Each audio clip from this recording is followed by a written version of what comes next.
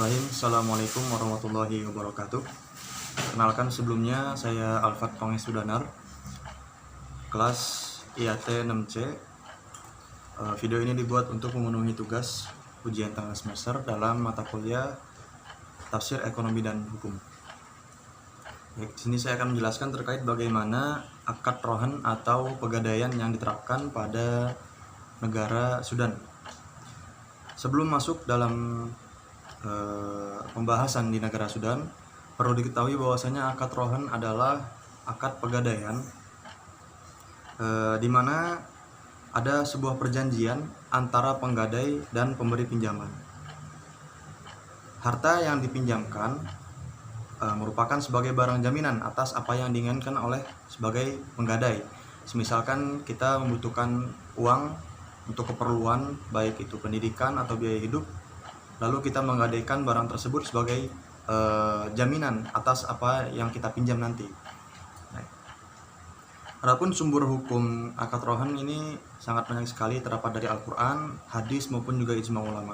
Namun kali ini saya akan membacakan salah satu hadis yang diriwayatkan oleh Imam Al-Bukhari pada Sahih Bukhari dan juga ada terdapat di dalam Sahih Muslim pada nomor 251, yang isinya tentang sesungguhnya Nabi SAW membeli dari seorang Yahudi bahan makanan dengan cara hutang dan menggadai baju besinya.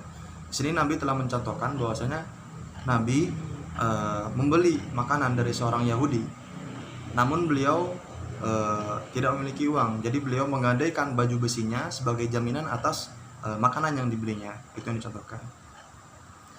Lalu terdapat beberapa rukun dalam rohan atau pegadaian.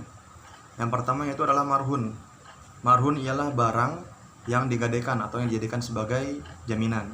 Yang kedua adalah marhun bih. Marhun bih merupakan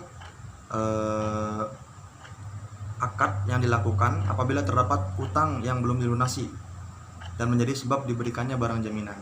Lalu ketiga adalah sigot. Sigot itu adalah akad atau ijab qabul antara penggadai dan juga penjamin atau pemberi pinjaman. Lalu yang keempat adalah akid. Akid itulah orang yang berakad, baik rohan ataupun murtahin. Rohan adalah pemberi barang gadai, murtahin adalah penerima barang gadainya.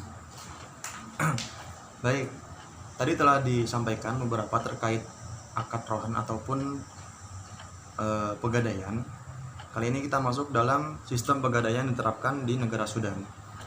Sudan 30 tahun yang lalu, semenjak 2020, merupakan negara Islam di mana pendudukannya itu diwajibkan untuk beragama Islam. Namun untuk saat ini, semenjak tahun 2020 hingga sekarang, negara Sudan sudah beralih dari negara Islam menjadi negara sekuler.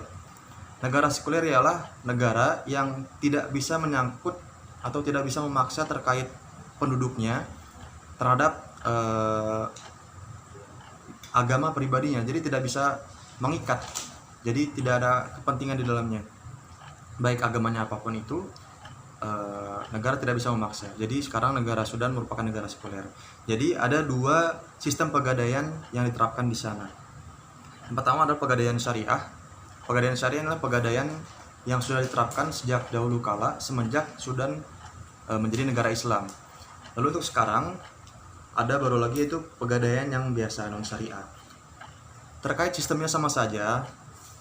Penjamin ataupun yang ingin meminjam itu memberikan jaminan berupa barang jalan, entah itu elektronik ataupun barang-barang yang bisa digadaikan yang memiliki nilai, ditukar dengan sesuai kebutuhan atau sesuai kapasitasnya. Perlunya berapa, lalu biar menggadaikan barangnya apa, itu nanti akan ditakar sesuai kebutuhannya. Bedanya antara pegadaian yang syariah dan non syariah ini hanya dalam suku bunga dan temponya. Untuk yang pegadaian syariah di negara Sudan ini tidak ada suku bunga, tetapi temponya juga tidak terlalu panjang. Sesuai yang tercatat, ada tempo 1, 2 hingga 3 bulan. Berbeda dengan yang non syariah. Untuk yang non syariah di negara Sudan ini terdapat suku bunga dari mulai 0,5 hingga 3% untuk pembayaran dari masing-masing per bulannya. Lalu untuk tempo yang diberikannya ini cukup panjang, antara 1 hingga 12 bulan. Baik, mungkin itu saja yang bisa saya sampaikan terkait bagaimana akad pegadaian yang dilakukan di negara Sudan. Mungkin cukup sekian. Wallahul muwaffiq ila aqwamit thoriq. Wassalamualaikum warahmatullahi wabarakatuh.